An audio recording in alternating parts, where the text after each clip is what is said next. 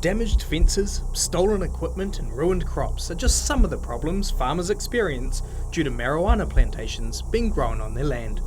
And the police are asking farmers to be their eyes and ears as the 2012 growing season gets going. We're right in the middle of the cannabis cultivation season here in New Zealand, and the upper half of the North Island, particularly in the Northland and the Auckland districts, is prime growing territory. There's a number of things that can give away people growing cannabis. You might be a hiker, but the guy's carrying a fertiliser instead of a backpack.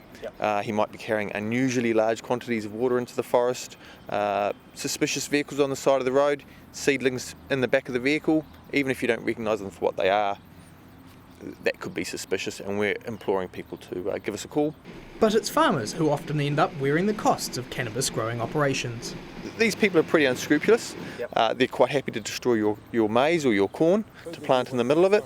If you're in the forestry sector, they'll chop down pine trees, got no qualms about doing that to make a little clearing for their crop, and even native bush. They really don't care what they do. They'll cut forestry gates, willful damage, all to support their little enterprise of growing cannabis. How big a problem is cannabis growing in this area? Look, it's a huge job.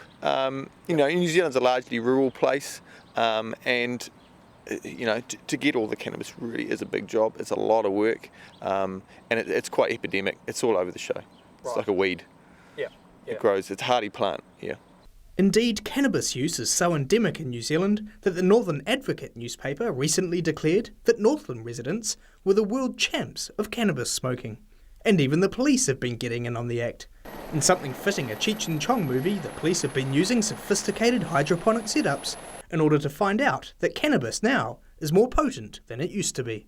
The latest research out of New Zealand suggests that about 1.1 million of us have tried marijuana, while around half that number use marijuana on a yearly basis. Meanwhile, there's a core group of around 71,000 Kiwis who use the drug on a daily basis. And with there being no signs of the popularity of marijuana decreasing in the land of the long white cloud, some farming leaders are now describing the current laws as an ass.